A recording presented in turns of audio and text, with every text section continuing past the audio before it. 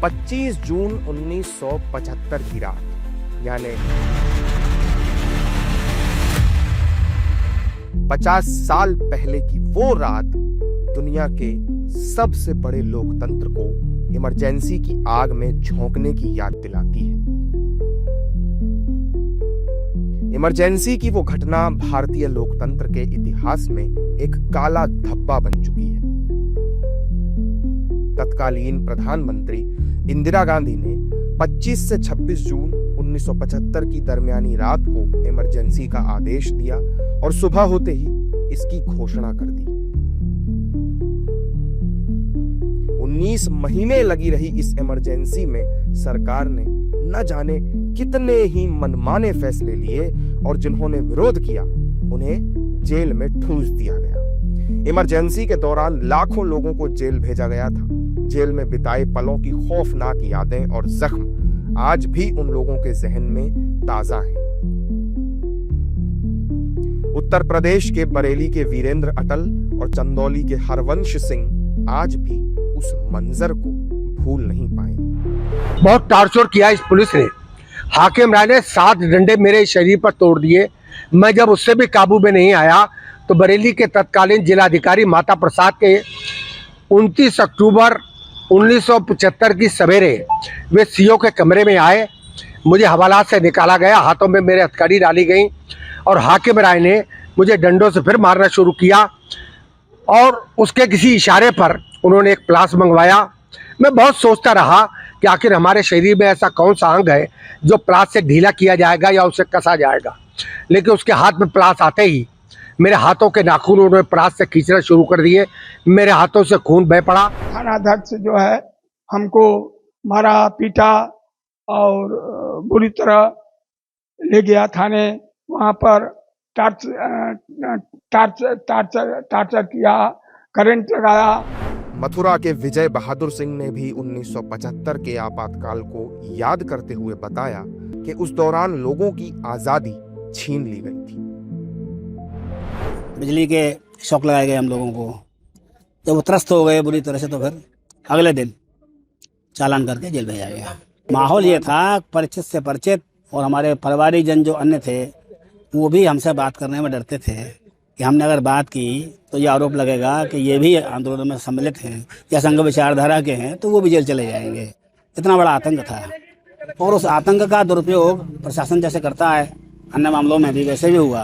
तमाम व्यापारियों को जेल भेज दिया गया, जो सही भी थे और नहीं भी थे उनको भी, और तमाम अपराधी जो एक्चुअल हिस्ट्री शीटर थे उन पर भी वो डिफेंस इंडिया रूल लागू करके जेल भेज दिया केवल नंबर बढ़ाने के लिए।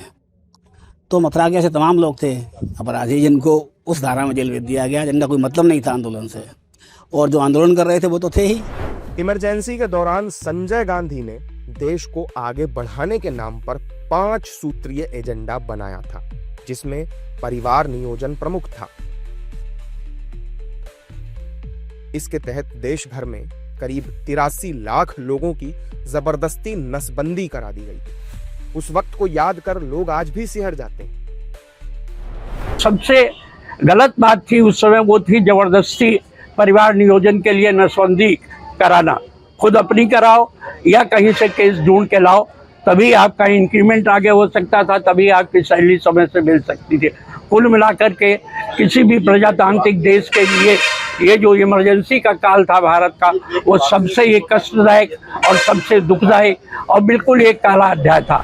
जबरदस्ती लोगों की नसबंदी की जा रही है और वो एक डिस्क्रिमिनेटरी यानी भेदभावपूर्ण थी कि हिंदुओं के साथ, और विशेषकर जो पढ़े लिखे लोग होते थे जो साक्षात्कार में जाना चाहते थे, उनके लिए जब लेटर आता था तो उसमें 2 केस मांगे जाते थे, ज़रूर दीजिए, कहीं से ला कर दीजिए।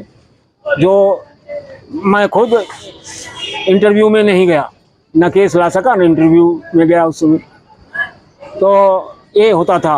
और जो कोई आरएसएस से जुड़े होते थे उनको तो छुपना ही पड़ता था, नहीं तो उठा करके इतनी यातनाएं दी जाती थी कि ज़बरदस्ती जेल में डाल दिया जाता था। तो ये मेरी समझ से बहुत ही खराब था कि ज़बरदस्ती जो नसबंदी की लागू की गई। देश भर में 25 जून को काले दिवस के रूप में मनाया जा रहा है। भोपाल में भी लोगों ने इमरजेंसी के खिलाफ प्रदर्शन किया।